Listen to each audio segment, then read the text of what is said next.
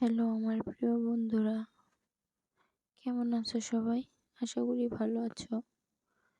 কিন্তু আমি তেমন ভালো নেই। কারণ তোমাদের এই আগের ভিডিওতে বলেছি যে আমার অনেক কষ্ট। কিন্তু আসলেই এই কষ্টের কারণটা তোমাদের বলা হয়নি। এই কষ্টের বা সবার কাছে বেশি হওয়ার জন্য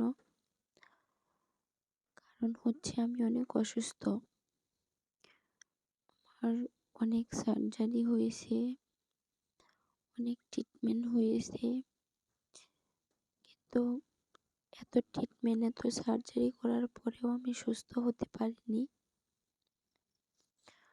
যদি আল্লাহ পাক আমাকে সুস্থ করতো তাহলে হয়তো আমি কাজকর্ম করে সবার মন জয় করতে পারতাম।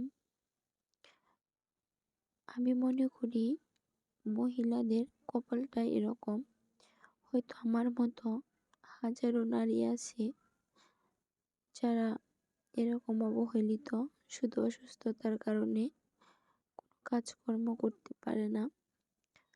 মানে আমি এতটা পরিমাণে অসুস্থ যে আমার দ্বারা কখনো উঠান ঝাড় দেয়া, ঘর ঝাড়া বা ঘর মোছা, কাপড় ধোয়া, বসে রান্না বান্না করা কোনোটাই আমার দ্বারা সম্ভব হয় না।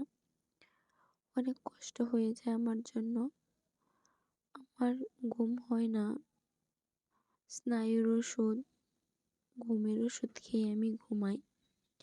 কিন্তু এই ঘুমের ওষুধগুলো খেলে আমি এত পরিমাণে শরীর নিঃস্বাস্থ্য হয়ে ঘুমাই যে কখন ৯টা-১০টা বেজে যায় আমি বুঝতে পারি না। কিন্তু সেটার জন্য সবার কথা শুনতে হয় আমি অনেক ঘুমাই। আসলে আমি যদি একদিন ওষুধ না খাই আমি সারা রাত জেগে থাকি। বিনিময়ে আমার অনেক মাথার পেইন হয়, অনেক কষ্ট হয়। তো আমি জানি না বন্ধু, আসলে আমি কোনোদিন ভালো হবো কিনা, ভালো হতে পারবো কিনা। আমার ইন্ডিয়া যাওয়াটা অনেক প্রয়োজন চিকিৎসার জন্য। আমার তেমন কোনো টাকার সোর্স নেই। যদি তোমাদের একটু দয়া মায়া হয়, আমাকে এই চিকিৎসার জন্য এগিয়ে নিয়ে যেতে তোমরাই পারো।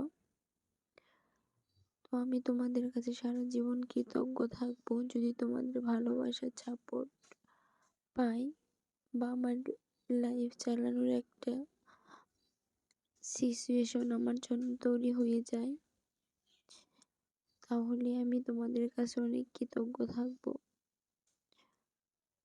আমার জীবন অনেক কষ্ট যা আমি ভেতরে রাখতে পারি না। অনেক কষ্ট হওয়ার পর আমি তোমাদের সাথে শেয়ার করলাম।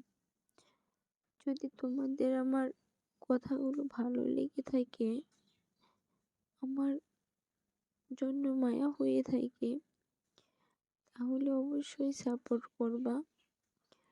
বা আমি চাই না, আল্লাহ রাব্বুল আলামিনের কাছে আমি প্রার্থনা করি আল্লাহ সবাইকে সুস্থতা দান করুক।